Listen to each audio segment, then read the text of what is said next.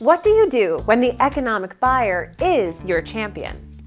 If you suspect that your champion is also the economic buyer, it can be a tricky position. While obviously it's good to have frequent engagement with the economic buyer, due to the very nature of their role, they're unlikely to be able to be as hands-on as a champion needs to be.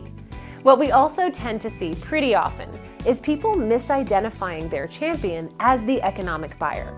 This happens because the champion might be presenting themselves as having more power and authority than they actually do.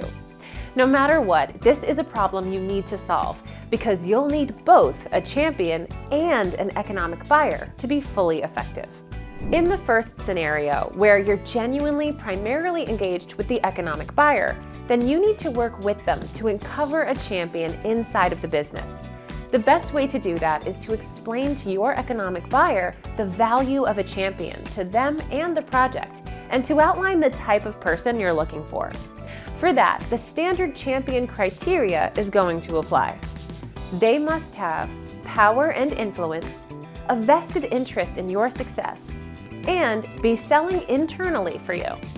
One of the great things about having the sponsorship of the economic buyer here is that the person nominated to be your champion can act as a proxy of the economic buyer, meaning they will inherit their vested interest as well as their power and influence.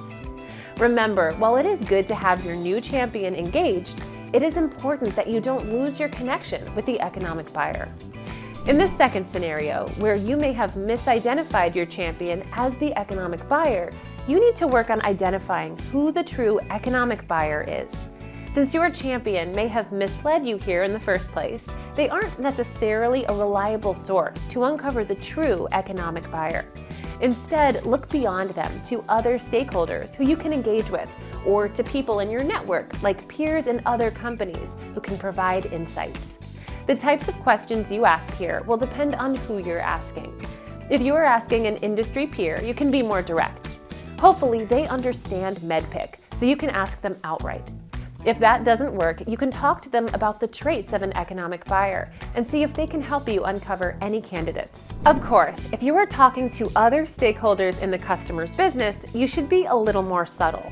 A good approach is to talk about other similar projects and try to get a feel for who may have been the economic buyer in those instances. Ultimately, it is unlikely that your contact can be both the economic buyer and a champion. Economic buyers are too busy to fulfill the role of a champion, and people junior to economic buyers often like to inflate their authority, causing confusion. In these instances, you need to get to the bottom of whether you have an economic buyer and no champion, or a champion and no economic buyer. Then you need to take appropriate action to fill whichever gap you uncover.